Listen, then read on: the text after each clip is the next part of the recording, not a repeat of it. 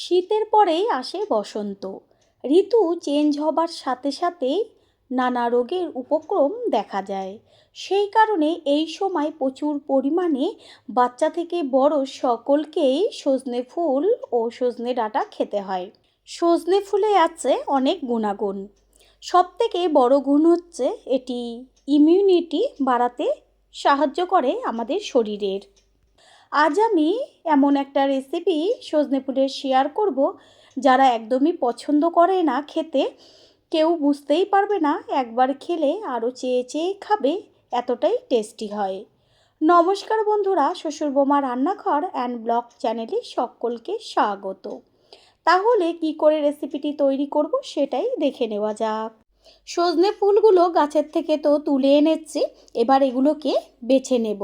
সেই কারণে একটা করে ডাঁটি নিয়ে তারপর যে ফুল আর যে কড়িগুলো রয়েছে সমস্ত ডাঁটির থেকে ছাড়িয়ে নিচ্ছি।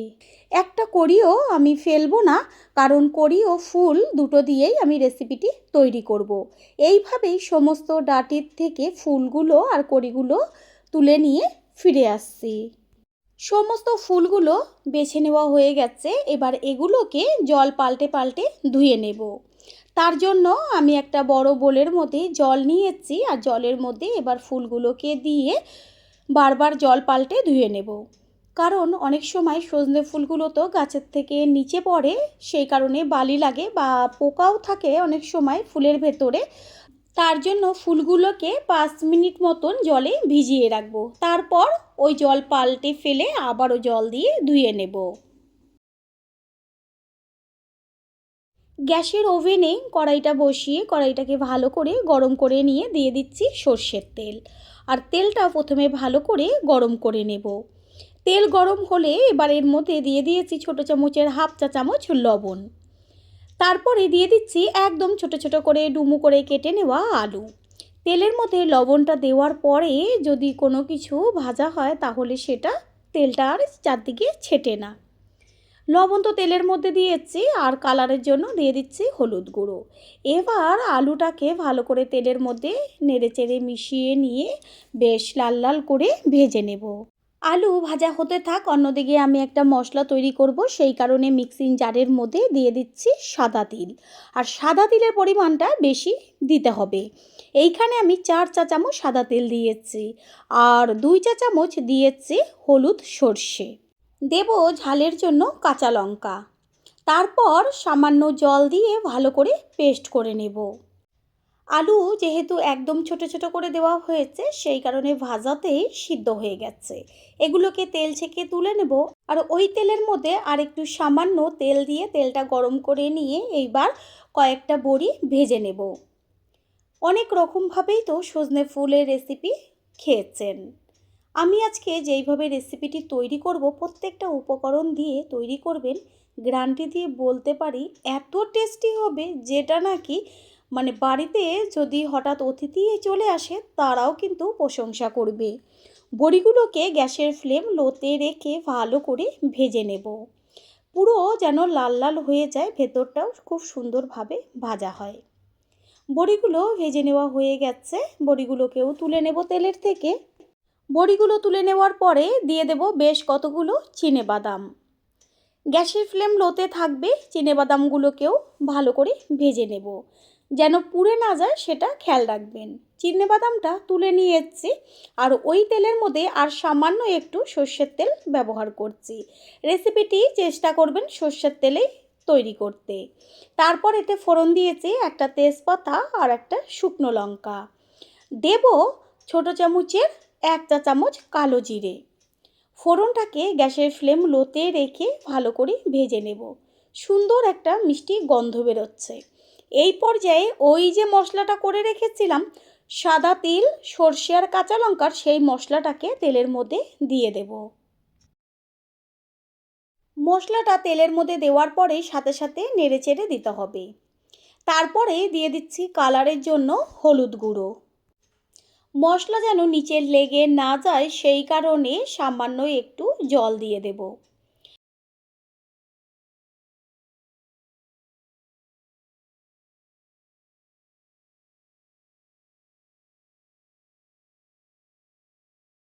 দেব কালারের জন্য ছোট চামচের হাফ চা চামচ কাশ্মীরি লঙ্কার গুঁড়ো, আর দিয়েছি স্বাদ অনুযায়ী লবণ।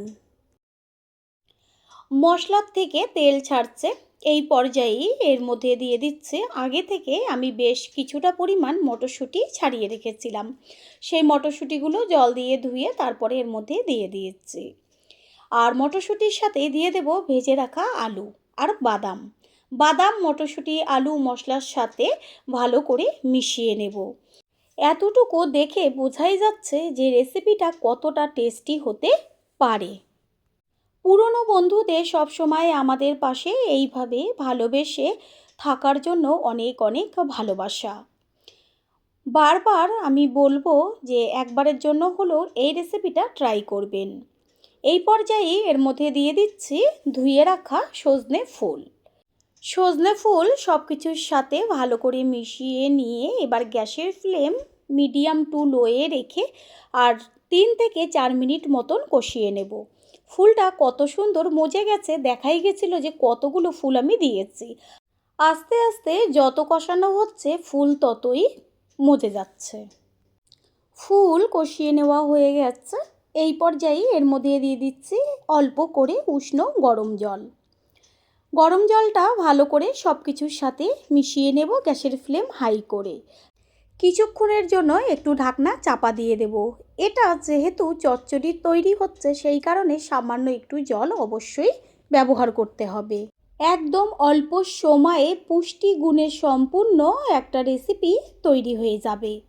একটু বাদে ফিরে এসে কড়াইয়ের ঢাকনাটা সরিয়ে দিয়ে তারপর খুন্তি দিয়ে ওপর নিচ করে ভালো করে মিশিয়ে নিতে হবে। খুন্তি দিয়ে সব কিছু ভালো করে একটু ভেঙে চুরে মিশিয়ে নেব, এতে বেশ একটু মাখা মাখা ভাব আসবে যেহেতু চচ্চড়ি। আর এর মধ্যে দিয়ে দিচ্ছি ওই যে আগের থেকে বড়িগুলোকে ভেজে রেখেছিলাম, সেই বড়িগুলো একটু ভেঙে চুরে দিয়ে দিয়েছি। প্রথমবার যারা আমাদের চ্যানেল ভিজিট করছেন তাদের আন্তরিক শুভেচ্ছা ও অনেক ভালোবাসা। আমাদের রেসিপিগুলো যদি ভালো লেগে থাকে সাবস্ক্রাইব করে দেওয়ার অনুরোধ রইল ও পাশে থাকা বেল আইকনে ক্লিক করলে পরবর্তী ভিডিওগুলো সবার আগে আপনাদের কাছে পৌঁছে যাবে। দেখাই যাচ্ছে যে খুন্তি দিয়ে আমি কিভাবে সমস্ত কিছু একসাথে ভেঙে চুরে দিচ্ছি। সমস্ত কিছুর ব্যালেন্সটা ঠিক রাখার জন্য দিয়ে দিচ্ছি ছোট চামচের হাফ চা চামচ পরিমাণ চিনি। চিনিটাকে মিশিয়ে নেব। আর এটা কেউ না জানলে বুঝতেই পারবে না যে সজনে ফুল দিয়ে তৈরি হয়েছে। টেস্টটা আরও টেস্টি হবার জন্য দিয়ে দিচ্ছি সবশেষে গাওয়া ঘি। এই ঘি দেওয়াতে রেসিপিটার টেস্ট একদম অন্য মাত্রায় চলে যাবে। ঘিটা মিশিয়ে নিয়ে গ্যাস অফ করে দেব। এটা দিয়ে তো গরম গরম ভাত তো একদম জমে যাবে, তাছাড়া রুটি পরোটাও খেতে কিন্তু লাগবে দুর্দান্ত। গ্যাস অফ করে দিয়েছি আর সবশেষে কিছুটা পরিমাণ কুচিয়ে নেওয়া ধনেপাতা এর মধ্যে দিয়ে দিচ্ছি। ধনেপাতাটাকে মিশিয়ে নিয়ে এবার একটা পাত্রে তুলে নেব। তৈরি হয়ে গেল আজকের রেসিপি। আশা করি রেসিপিটি ভালো লাগলো, আর যদি ভালো লেগে থাকে একটা লাইক, কমেন্ট, পারলে একটা শেয়ার করে অবশ্যই জানাবেন। আপনাদের দেওয়া একটা লাইক ও লাইকের পাশে থাকা হাইপ আর একটা শেয়ার আমাদের কাছে অনেক অনেক গুরুত্বপূর্ণ। All friend, thanks for watching my video. আপনারা সকলে ভালো থাকবেন, সুস্থ থাকবেন। আবারও দেখা হবে অন্য কোনো রেসিপির এপিসোডে। নমস্কার বন্ধুরা, শ্বশুরবৌমা রান্নাঘর অ্যান্ড ব্লগ চ্যানেলে সকলকে স্বাগত। আজ শেয়ার করব বাঁধাকপির পাতুরি। ভাত, রুটি, লুচি, পরোটা সমস্ত কিছুর সাথেই জমে যাবে। তাহলে কি করে তৈরি করব সেটাই দেখে নেওয়া যাক।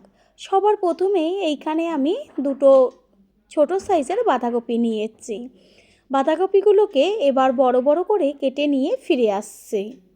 বাঁধাকপিগুলো আমি কেটে নিয়েছি আর আমি দেখিয়ে দিচ্ছি বেশি বড়ও না আবার একদম ছোটও না।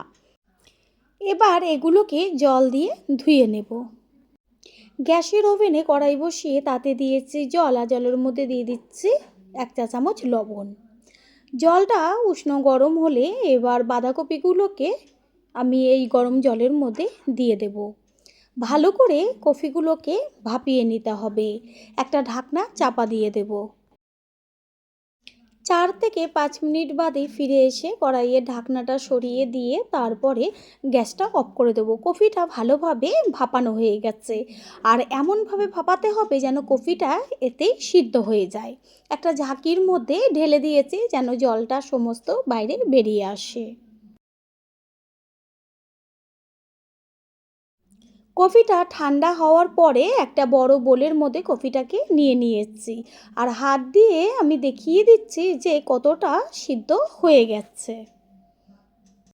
এর মধ্যে আমি কিছু মশলা ব্যবহার করব। যেমন এইখানে সর্ষে, পোস্ত আর কাঁচা লঙ্কা একসাথে আগের থেকে পেস্ট করে রেখেছি, আর পাতুরির ক্ষেত্রে মশলাটা একটু বেশি পড়লেই ভালো হয়। এটা হচ্ছে চিনেবাদামের পেস্ট, আলাদাভাবে চিনেবাদামটা পেস্ট করেছি। তারপর দিয়ে দিচ্ছি কালারের জন্য কাশ্মীরি লঙ্কার গুঁড়ো, আর দিচ্ছি হলুদ গুঁড়ো, দেব স্বাদ অনুযায়ী লবণ। কফি ভাপানোর সময় আমি লবণ দিয়েছিলাম, সেই বুঝে আপনারা লবণটা ব্যবহার করবেন। দেব বড় চামচের 1 চা চামচ টক দই। এবার হাত দিয়ে ভালো করে মেখে নেব। যত ভালো মাখাটা হবে পাতুরিটা তত ভালো হবে, সেই কারণে একটু সময় নিয়ে হাত দিয়ে মেখে নিতে হবে।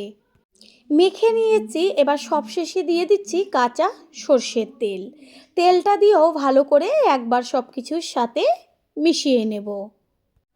গ্যাসের ওভেনে কড়াই বসিয়ে কড়াইটা গরম করে নিয়ে দিয়ে দিয়েছি সর্ষের তেল। তেলটা বুঝে দেবেন, কারণ কপিটা মেখে নেওয়ার সময় তেল ব্যবহার করা হয়েছে। তেল গরম হয়ে গেছে, গরম তেলের মধ্যে ফোড়ন দিচ্ছি ছোটো চামচের 1 চা চামচ কালো জিরে আর একটা শুকনো লঙ্কা। ফোড়নটাকে ভালো করে ভেজে নেব গ্যাসের ফ্লেম লোতে রেখে। ফোড়নের থেকে সুন্দর একটা গন্ধ বেরিয়েছে। এরপর এর মধ্যে দিয়ে দিচ্ছি ওই যে মেখে রেখেছিলাম বাঁধাকপিটা, সেই বাঁধাকপি। গ্যাসের ফ্লেম হাই করে দেব, আর দেব বেশ কিছুটা পরিমাণ মটরশুঁটি। আগের থেকে মটরশুঁটিটা আমি ছাড়িয়ে রেখেছিলাম, অবশ্যই মটরশুঁটিটা দেবেন। তারপর সব কিছু ভালো করে নেড়েচেড়ে দিয়ে গ্যাসের ফ্লেম হাই করে এই যে বাঁধাকপির মধ্যে জলটা রয়েছে এটা সম্পূর্ণটা টানিয়ে নিতে হবে। একটু ঢাকনাটা চাপা দিয়ে দেব। যেহেতু সর্ষে, পোস্ত আর চিনেবাদামের পেস্ট দেওয়া রয়েছে, সেই কারণে একটু বাদে বাদে ভালো করে ওপর নিচ করে নেড়েচেড়ে দিতে হবে, না হলে নিচের দিকটা ধরে যাবে। কপিটার মধ্যে থাকা জল সমস্তটাই একটু সময় নিয়ে টানিয়ে নিতে হবে গ্যাসের ফ্লেম হাই টু মিডিয়ামে রেখে। পুরনো বন্ধুদের সবসময় আমাদের পাশে এইভাবে ভালোবেসে থাকার জন্য অনেক অনেক ভালোবাসা। একদম অল্প সময়ে কোনো রকম ঝামেলা ছাড়াই দুর্দান্ত স্বাদের একটা রেসিপি তৈরি হয়ে যাবে, যেটা নাকি খাওয়ার পরেই বুঝতে পারবেন। তারপর কমেন্ট করে এসে জানিয়ে যাবেন যে রেসিপিটা কতটা টেস্টি হয়েছিল। প্রথমবার যারা আমাদের চ্যানেল ভিজিট করছেন তাদের আন্তরিক শুভেচ্ছা ও অনেক ভালোবাসা। আমাদের রেসিপিগুলো যদি ভালো লেগে থাকে সাবস্ক্রাইব করে দেওয়ার অনুরোধ রইল, ও পাশে থাকা বেল আইকনে ক্লিক করলে পরবর্তী ভিডিওগুলো সবার আগে আপনাদের কাছে পৌঁছে যাবে। বাঁধাকপি থেকে সম্পূর্ণ জলটা টেনে গেছে, আর খুন্তি দিয়ে বেশ কপিটাকে একটু ভালো করে ঘেঁটে দিতে হবে, বেশ যেন মাখা মাখা হয়ে যায়। সমস্ত কিছুর ব্যালেন্সটা ঠিক রাখার জন্য এর মধ্যে দিয়ে দেওয়া হলো 1/2 চা চামচ পরিমাণ চিনি। চিনিটাকে মিশিয়ে নেব। টেস্টটা আরও টেস্টি হবার জন্য এর মধ্যে দিয়ে দিয়েছি কাঁচা সর্ষের তেল। সর্ষের তেলটা দিয়ে ওপর নিচ করে নেড়েচেড়ে দেব। যখন দেখবেন জলটা সম্পূর্ণ শুকিয়ে গেছে তখন নিচের দিকটা ধরে ধরে যাবে, আর সেইটা খুন্তি দিয়ে বারে বারে কাচিয়ে দিতে হবে। এবার এটা সম্পূর্ণ রেডি হয়ে গেছে, গ্যাস অফ করে দেব আর একটা প্লেটে তুলে দেব। তৈরি হয়ে গেল আজকের বাঁধাকপির পাতুরির রেসিপি। আশা করি রেসিপিটি ভালো লাগলো, আর যদি ভালো লেগে থাকে একটা লাইক, কমেন্ট, পারলে একটা শেয়ার করে অবশ্যই জানাবেন। আপনাদের দেওয়া একটা লাইক ও লাইকের পাশে থাকা হাইপ আর একটা শেয়ার আমাদের কাছে অনেক অনেক গুরুত্বপূর্ণ। All friend, thanks for watching my video. আপনারা সকলে ভালো থাকবেন, সুস্থ থাকবেন। আবারও দেখা হবে অন্য কোনো রেসিপির এপিসোডে।